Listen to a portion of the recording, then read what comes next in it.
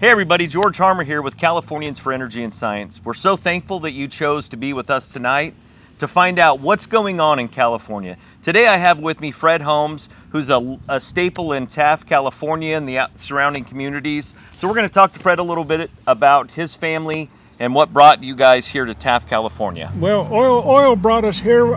My family came here in 1923, which is 101 years ago, and we've worked in the oil fields ever since we got here. We come to Maricopa from Oildale.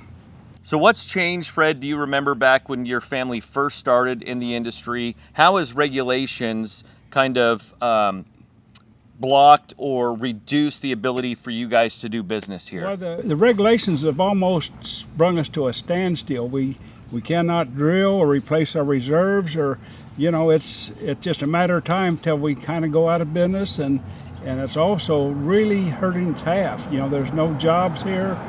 The taxes are decreased because we're not producing oil. Fred, your family has been intimately involved with a lot of organizations here in Taft. How is that affecting what Sacramento's doing to the industry?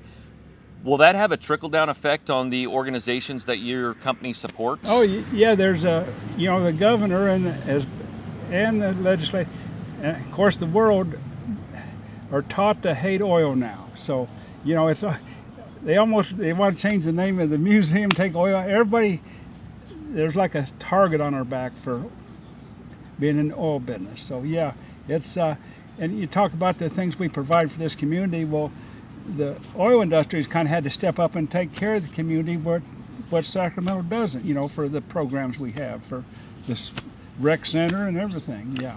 Yeah, I do notice that when you go to the rec center, you go to the hospital here in Taft, where it's actually an urgent care. We no longer have a hospital here. I see a picture of you and your wife in there, and your family. So all of those donations that have been made over the years have not been to save the industry, but rather save your community. Yes, and provide for the, educate the younger people coming up that there is a future, but. So where our government has failed the community through cutting budgets for programs, the oil industry has stepped up, not again to save the industry, but rather save the communities that their employees live in. Yeah, save the next generation. I mean, it's, all the programs cut. I know the hospital district and the rec district is $2 million less revenue over the last few years due to taxes decreasing. This tax decrease because we're not making oil is not that people are not paying taxes, but they're just not the income in this. If we could drill a well tomorrow, it would go on the tax rolls the next day. So all the stopping oil and stopping all the work is, it's taking its toll on the tax rolls too. Well, it's funny because really California hasn't stopped consuming oil. They've stopped consuming Californian oil. Yeah, we import 80% of what we need. So I always say we bring a boatload of oil and take a boatload of jobs back to where it came from. And cash. Yeah, and cash, yeah. So I can tell you from working at General Production Service over the last 17 years, what I've noticed is with this reduction in the ability for producers to drill or replace existing wells to get that oil that's in the reservoir that's rightly yours as a producer and a royalty owner, what happens is there is a trickle-down effect. General Production Service this time a year or two ago, we had 200 more employees. So, when you take those 200 employees, average household is 3-point-something folks living in a household. So that affects them, their spouses, their kids, and not having that revenue that the oil industry brings in. They're good paying jobs. Oh yeah, I know. Like in our company, we used to invest half of what we made in drilling new wells and upgrading. And when you talk about drilling new wells or spending money, it takes people to do the work. So, if we drill 100 wells, well, that's going to employ so many 100 people. So it's, we import oil and all that, but if we produce oil here, yes, it would help the oil companies and the public, but it would help the working person. So how much control do you have over the price of a barrel of oil as a producer? None. They call us takers, not fixers. So we